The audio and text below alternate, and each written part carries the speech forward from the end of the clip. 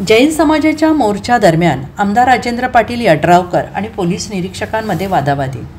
सांगलीमध्ये माजी मंत्री आणि शिरोळचे आमदार राजेंद्र पाटील यड्रावकर आणि पोलीस निरीक्षकांमध्ये वादावादीचे प्रकार घडलेला आहे। विश्रामबाग पोलीस ठाण्याचे पोलीस निरीक्षक सुधाकर भालेराव यांच्यामध्ये हमरीतुमरीचा प्रकार घडला आहे।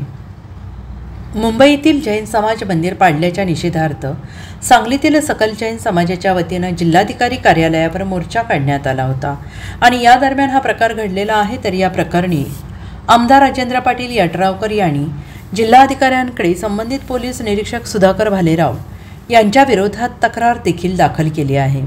मोर्चा सुरू झाल्यानंतर शिस्तबद्ध आणि शांततेच्या मार्गाने सुरू असणाऱ्या मोर्चाला रस्त्याच्या कडेनं जा असा तगादा लावण्यात आला होता, असा आरोप राजेंद्र पाटील यड्रावकर यांनी केला।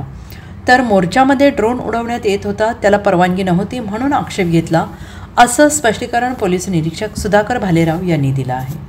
प्रशासनानं मी मगाशी सांगितलं की आयुष्याच्या तत्वावर चालणारा हा जैन समाज आहे। अतिशय शांततेच्या मार्गाने मोर्चा काढण्याचा आपण प्रयत्न केला, पण तरीसुद्धा काही अधिकाऱ्यांच्या आडमुठेपणाचं धोरण ह्या ठिकाणी गेलं। प्रत्येक वेळा एका बाजूला राहावा, तिकडं राहावा, इकडं राहावा, ड्रोन लावून हे आपण समाजातलं आयुष्याच्या तत्वानं आणि आजपर्यंत समाजाचे अनेक मोर्चे ह्या सांगलीमध्ये सुद्धा निघालेले आहेत आणि ते अतिशय शांततेनं विदाऊट पोलीस संरक्षणाचे मोर्चे हे शांततेनं एकमेव समाज हा जैन समाज हा काढू शकतो। आणि असं असताना काही गालबोट लावण्याचा प्रयत्न काही प्रशासकीय यंत्रणेच्या मार्फत झालं, ह्याचा जाहीरपणे आम्ही जैन समाज म्हणून निषेध करू। Bureau report SBN Marathi, Sangli.